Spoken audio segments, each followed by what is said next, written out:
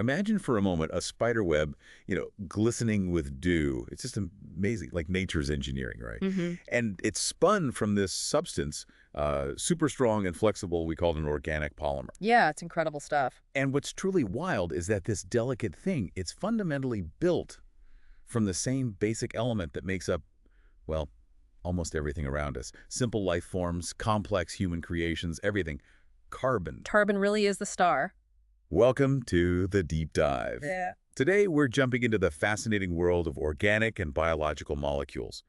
We're pulling insights from Chapter 22 of Zumdahl, and DeCoste's Chemistry, the 11th edition. Good source material there. And our mission really is simple. Give you a clear, hopefully engaging shortcut to understanding these essential building blocks. Think of it as your guide for mastering these chem concepts for college, but all through listening. No visuals needed. We'll try to paint a picture with words. Exactly. We'll demystify the chemistry, show you why it matters in your world, and maybe uncover some surprising facts along the way. Sounds like a plan. So let's unpack this central idea first.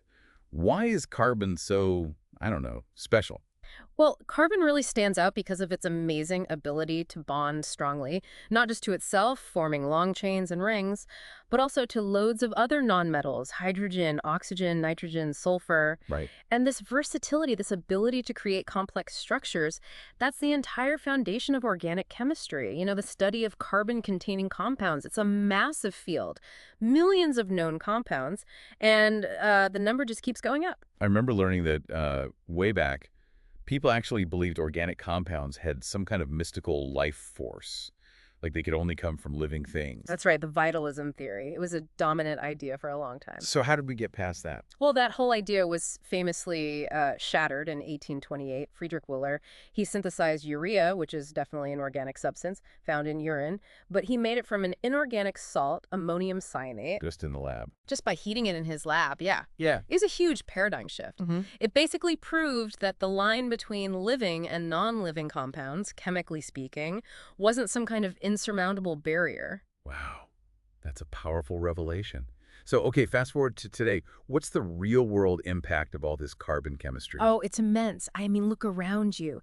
The synthetic fibers in your clothes, the plastics that shape pretty much everything, the drugs that heal us, the fuels that power, well, everything. It's everywhere. It's absolutely fundamental. Organic chemistry is deeply woven into our daily lives.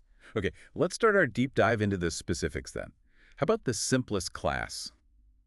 Hydrocarbons, just carbon and hydrogen. Exactly. And we split them into two main types, saturated and unsaturated. Think of it maybe like a sponge. Okay. A saturated hydrocarbon, which we call an alkane, is like a full sponge. Every carbon atom is bonded to 4 other atoms, all single bonds. It's holding the maximum number of hydrogens it possibly can. Saturated, got it. Then you have unsaturated hydrocarbons. These are things like alkenes, which have a carbon-carbon double bond, or alkenes with a triple bond. They're like a sponge that's not full. They have room to add more atoms because those multiple bonds can break open and let other atoms attach. Makes sense. And alkenes, structurally, they're interesting. Methane is just one carbon, then ethane, propane. But even when we call them straight chain, they're not really straight, are they? No, not at all. They actually zigzag in 3D space. Each carbon in an alkane has 4 single bonds, and those bonds want to get as far apart from each other as possible. This leads to what chemists call tetrahedral geometry, roughly 109.5-degree angles. So yeah, definitely a zigzag, not a straight line. Okay.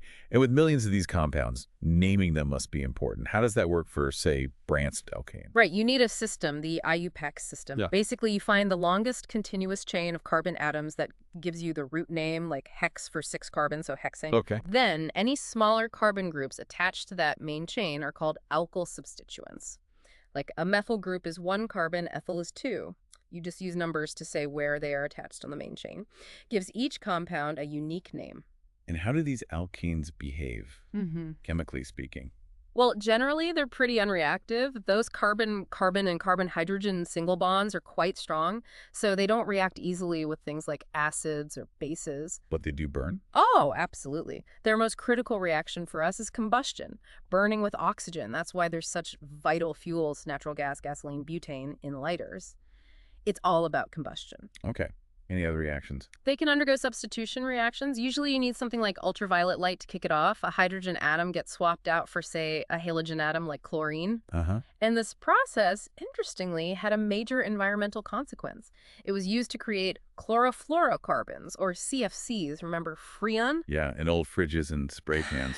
Exactly. Those CFCs were found to be destroying the Earth's protective ozone layer, a huge problem.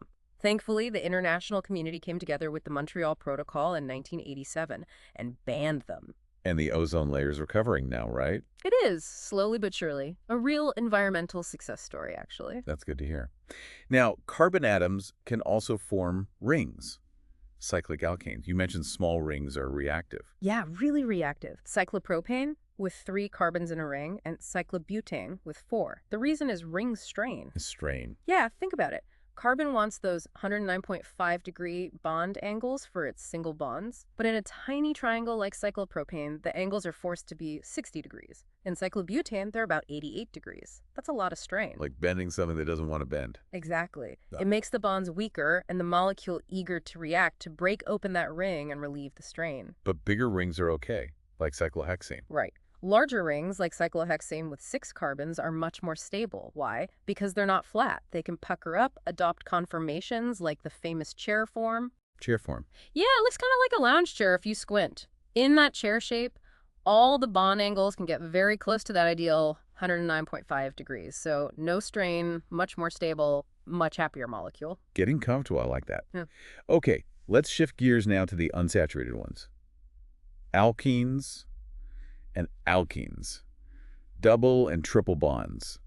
What's the big deal about a double bond compared to a single? The crucial difference is restricted rotation. A single bond is like an axle. The atoms can spin around it freely, but a double bond is more like 2 planks nailed together. Okay, so it's rigid. Pretty much. You can't easily twist one carbon relative to the other around that double bond, and this fixed position has a big consequence. Cis-trans isomerism. Cis-trans. Explain that. Okay, imagine you have groups attached to the carbons of the double bond. If 2 identical groups are on the same side of the double bond, we call that the cis isomer. If they're on opposite sides, it's the trans isomer. Same formula, different shape. Exactly. Same atoms connected in the same order, but arranged differently in space. And this difference, like between cis-2-butene and trans-2-butene, can really affect the molecule's properties, how it fits into enzymes, its boiling point, everything. And because they have these multiple bonds, they react differently too. More reactive than alkenes. Oh, much more reactive. Their main game is addition reactions. Atoms literally add across the double or triple bond, breaking one of the bonds in the process and forming new single bonds. Can you give an example? Sure. A really important industrial one is hydrogenation. You add hydrogen across the double bonds in unsaturated fats, like liquid vegetable oils. This turns them into saturated fats, which are often solids, like shortening or margarine. Ah, so that's how they make margarine solid. That's a big part of it, yeah. Changes the texture, the melting point, shelf life. Interesting. Okay, now let's zoom out again to a really special group. Aromatic hydrocarbons.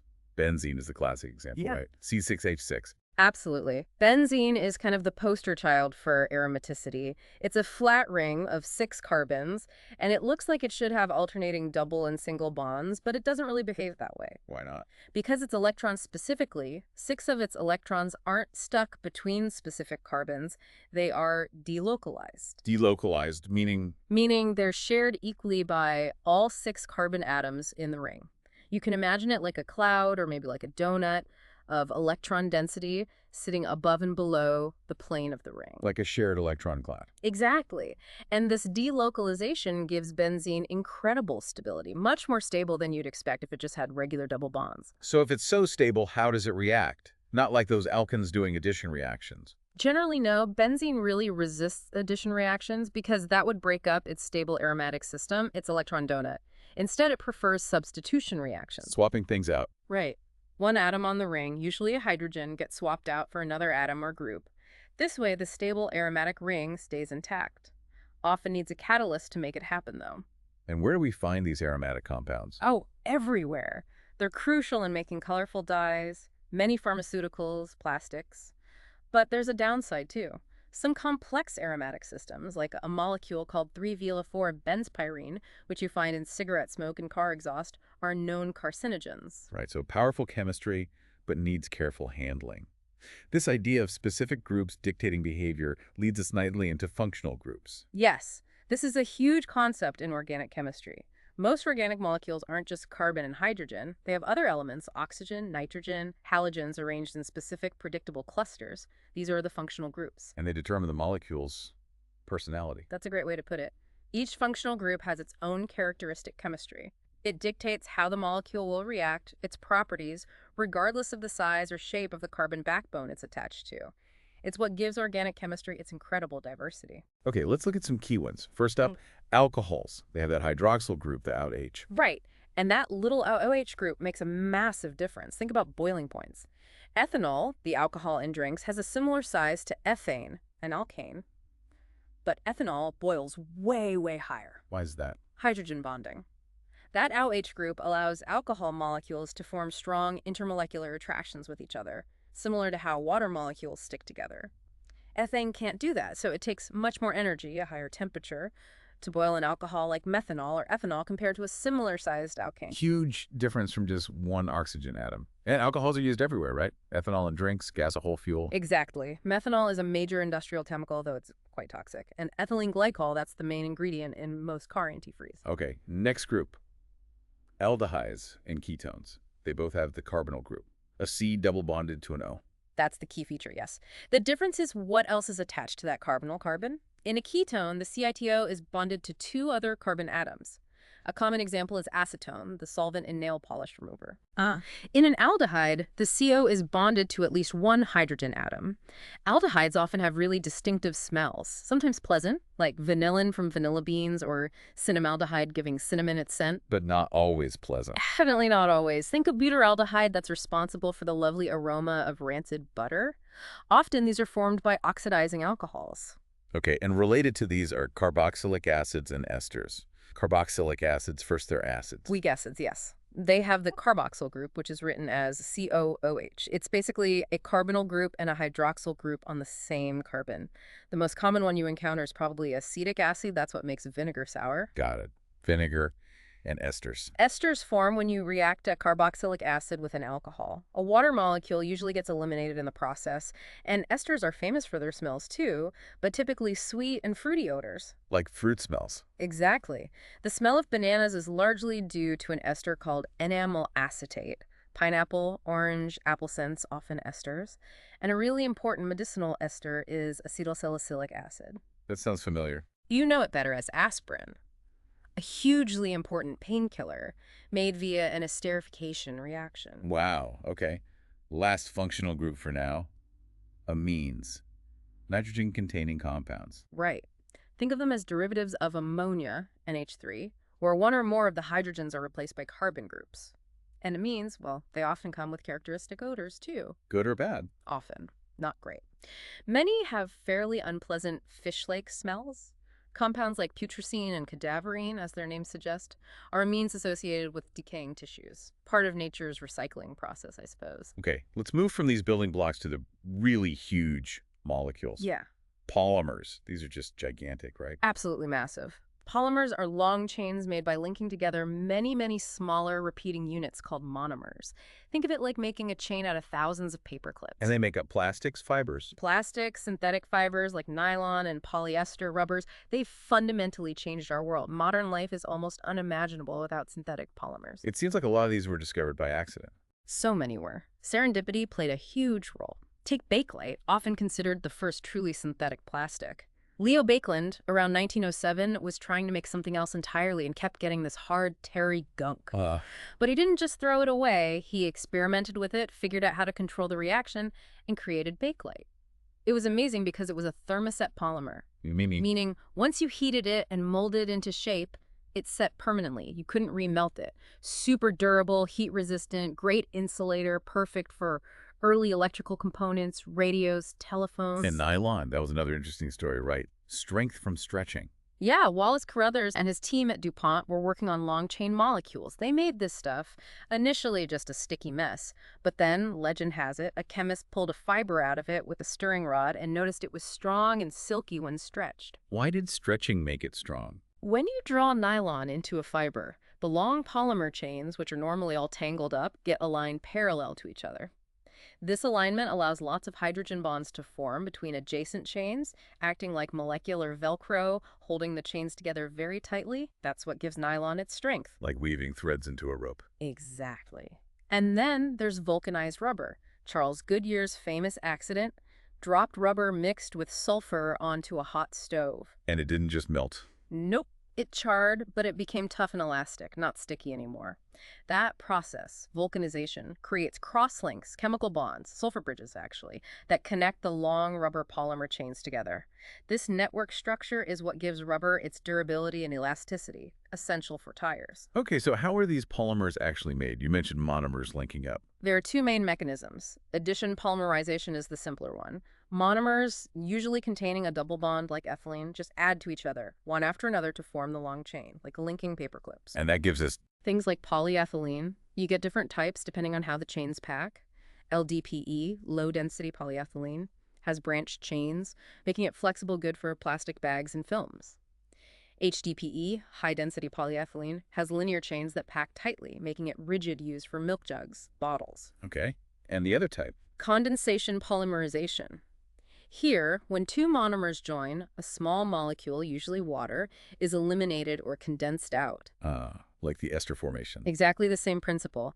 Nylon is a classic example. It's often a copolymer, meaning it's made from two different monomers that react together, releasing water each time they link up via a peptide linkage, also called an amide bond. Dacron, or polyester used in fabrics, is another condensation polymer. It's amazing what chemists have engineered. But nature's been doing this for billions of years, right? Natural polymers. Oh, absolutely. Life itself is built on natural polymers. Proteins, carbohydrates like starch and cellulose, DNA. They're all giant molecules made from repeating monomers. Let's talk proteins. They do everything in the body, practically. Pretty much. They make up about 15% of our body mass. You have fibrous proteins giving structure, think muscle fibers, hair, tendons, and globular proteins doing the work, transporting oxygen like hemoglobin, catalyzing reactions as enzymes, fighting disease as antibodies. And their monomers are amino acids. Alpha amino acids specifically, there are about 20 common ones. They link together via those same peptide linkages we saw in nylon to form long chains called polypeptides. What makes each protein different? Two things mainly. First, the sequence of amino acids. Second, the nature of the R groups, or side chains on each amino acid. Some side chains are hydrophilic, they like water. Others are hydrophobic, they avoid water.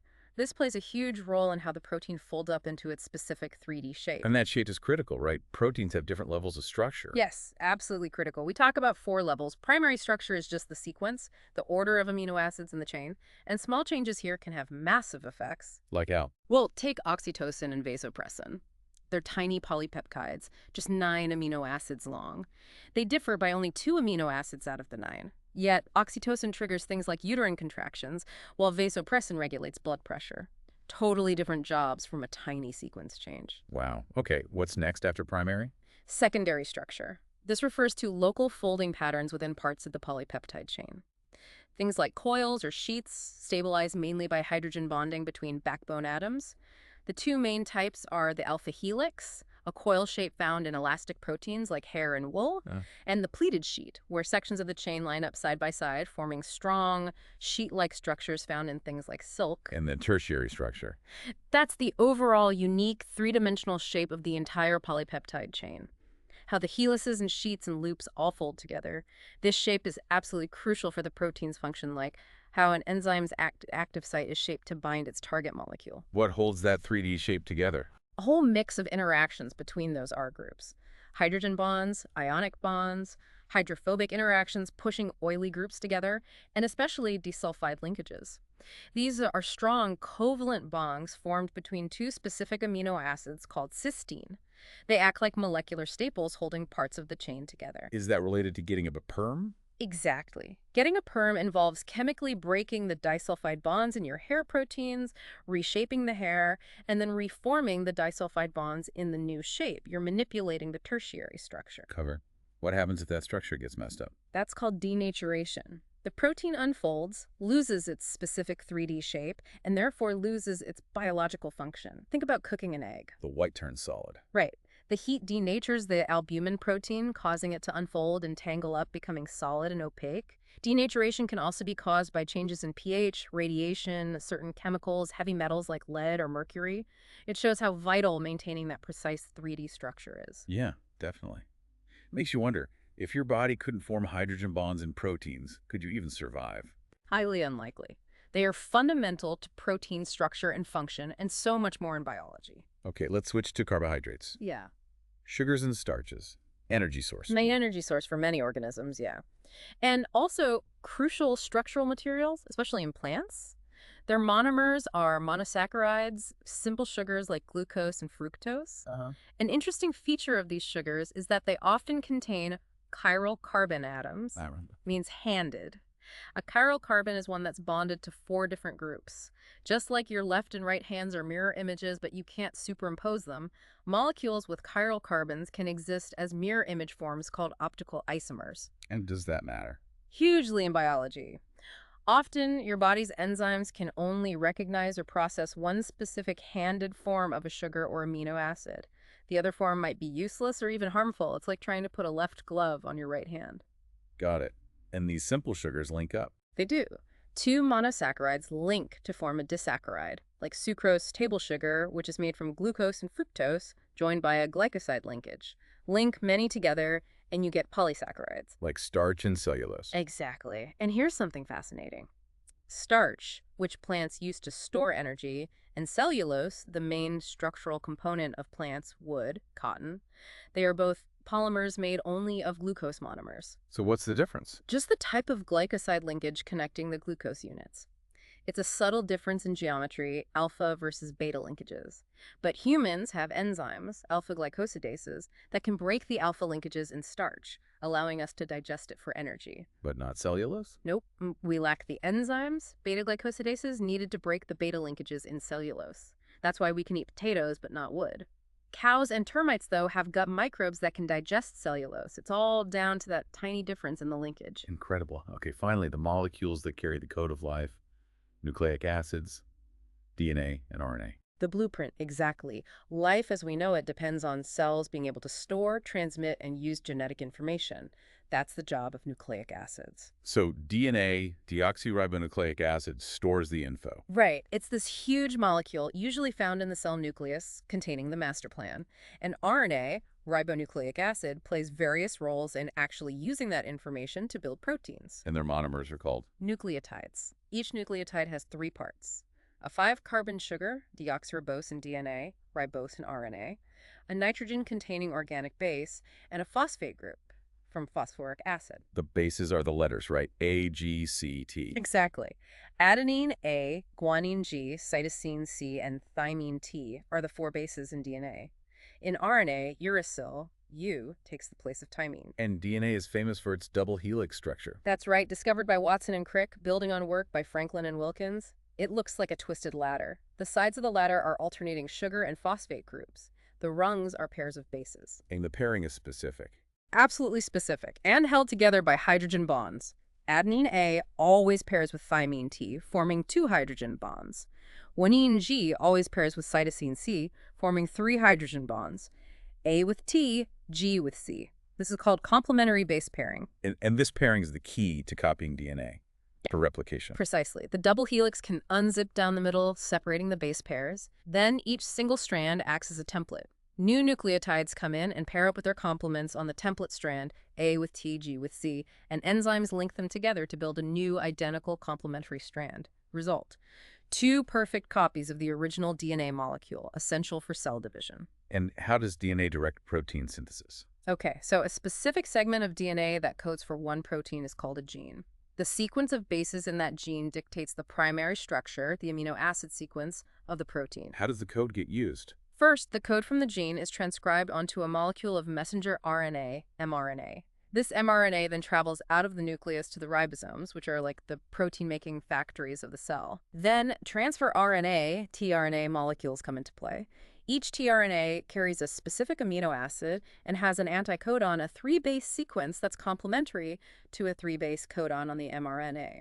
The tRNA matches its anticodon to the mRNA codon on the ribosome, delivering the correct amino acid to be added to the growing protein chain.